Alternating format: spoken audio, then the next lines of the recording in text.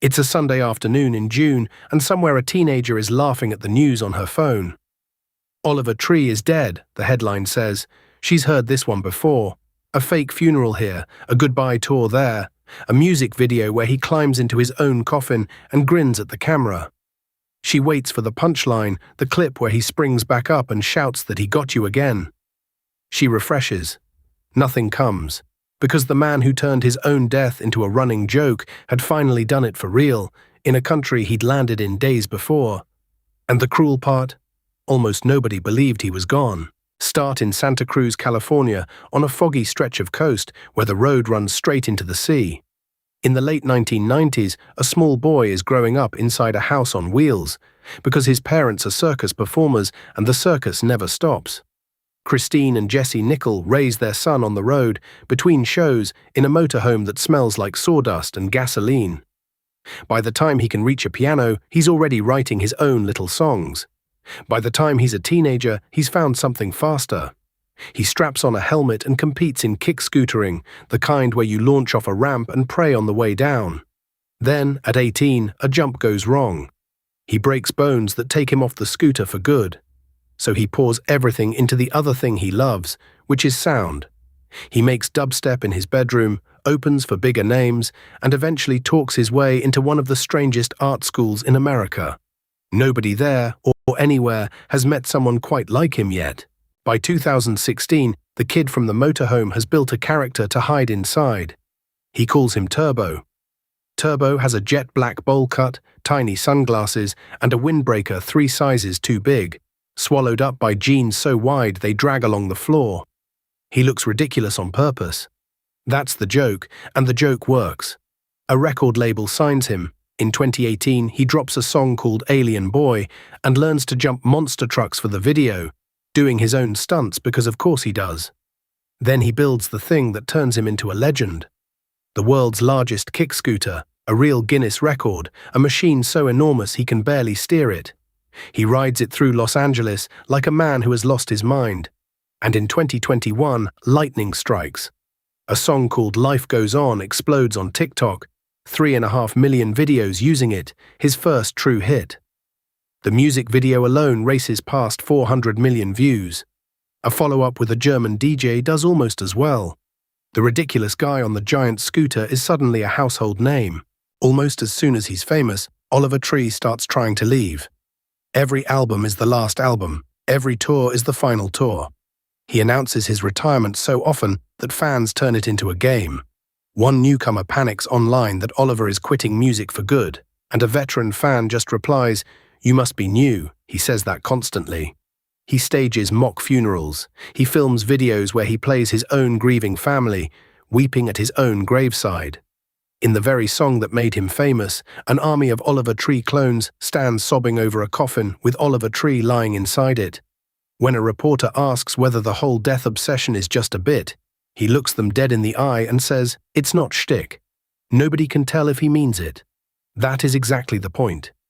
For years he has been teaching the internet a single lesson, that nothing he says about endings can ever be trusted.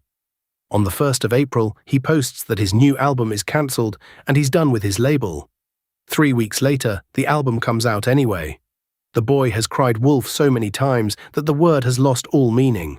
By 2026, Oliver Tree is done playing by anyone else's rules. He walks away from his major label and releases his 4th album entirely on his own. Then he announces the most Oliver Tree idea imaginable, the world's first world tour, every continent on Earth, including Antarctica, more than 70 shows across 30 countries. It sounds like another joke. This time he actually means to do it. But something darker runs underneath all the noise. That spring, he sits down for an interview and starts talking about death, calmly, like a man reading out a weather report. He says he could die at any moment. He says he could have died on the way to the studio that very day. Then he explains his will. When he dies, he tells them his family will not get a single dollar. Every cent he ever made will go back to other artists instead. Because in his mind, people only appreciate you once you're gone. The art, he figures, will be worth more after his death than it ever was during his life. He says all of this without flinching. In a few short weeks, every word of it will come true. The tour begins, and for once, the joke is just joy. He opens in Mexico City at the end of May, a sea of fans screaming back words he wrote alone in his bedroom. Buenos Aires comes next. Then São Paulo on the 6th of June, where the crowd has no way of knowing that this will be the last show he ever finishes. From the stage, the whole thing looks like everything he chased on that giant scooter years ago. Tens of millions of people follow his every move online. The kid who built a character to hide inside has become someone the entire world wants to watch. When the São Paulo lights go down, he doesn't fly home. Instead, he heads to Rio de Janeiro, a postcard city of beaches and green mountains, for a few days off before the tour rolls on. There's a photo from those days. In it, he's grinning, the way he always grins. For the first time in a long while, there's no bit, no character, no fake ending in sight. Just a man on a beach, genuinely happy. And he has no idea how little time is actually left. The day before the end is almost unbearably good. On Saturday the 13th of June, Oliver spends the whole day with a Brazilian YouTuber named IA Break, just being a tourist. They play street football on a cracked court, and Oliver, in a yellow and green jersey, scores a goal and completely loses it, sprinting around shouting that he's Neymar. He sits down on a low stool and lets someone trim the famous bowl cut, the haircut that built his entire career. They cook together over a brick oven, flank steak hissing on the grill. He climbs onto a motorbike and rides through the streets, laughing the whole way. At one point, he lifts a golden replica of the World Cup over his head, like he has just won the whole tournament. He films all of it. That night, he posts the video with a simple caption. American for the first time in Brazil. It's bright, it's silly, it's bursting with life. And it is the last thing he will ever share with the people who love him. No enemies in the frame, no character to play. Just a guy in a far-off country having the best day of his year, hours from the end. Sunday morning, the 14th of June. The plan is simple. Oliver and a few friends are heading out to Angra dos Reis, a string of beaches down the coast, for one more perfect day. A small white helicopter is waiting for them, a Bell that seats 5. One of those friends is his producer, Victor Wow. But Victor is terrified of flying.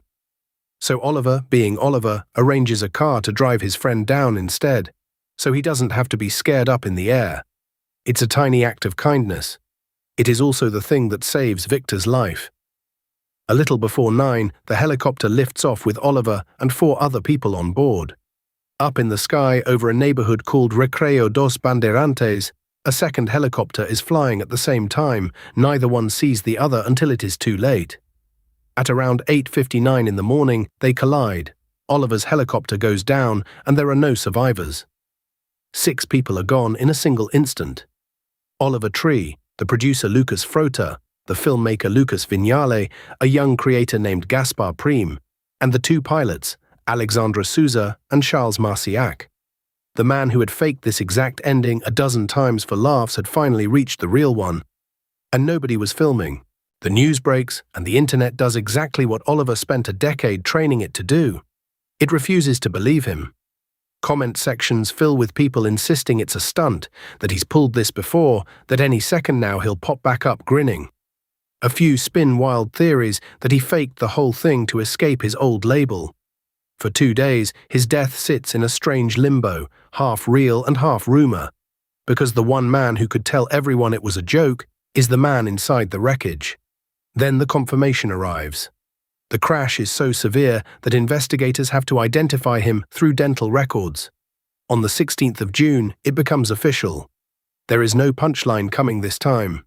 The jokes stop and the grief floods in. His former partner, the singer Melanie Martinez, writes that he is up there making the angels laugh. Other artists post that they're gutted, that they keep waiting for him to text back. If stories like this one stay with you, subscribe to Mr. Last Day, where we sit with the people the headlines rush right past.